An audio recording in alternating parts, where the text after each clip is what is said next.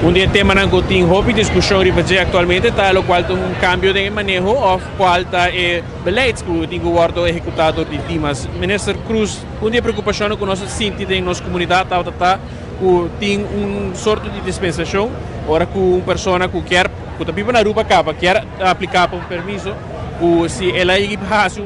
algum curso na ciência para emprego que essa que ora não mestre passa na DPL. Como está que tem cara em outro ministro? Ayer me no donamos un contesta completo y full correcto, por lo cual me quiero agradecer por la oportunidad para brindarme la chance para me dar un contesta completo y correcto. Según el beleidsinstructie,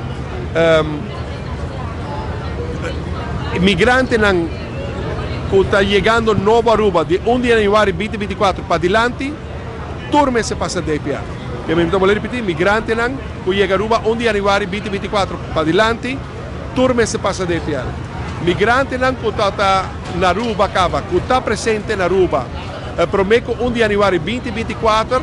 door que uma discussão over o DPL para verificar credentials de diploma não somente sei, obviamente DPL está busca para legitimar o diploma para make sure que o orbo apresentamos diploma e não diploma falso. Que bem,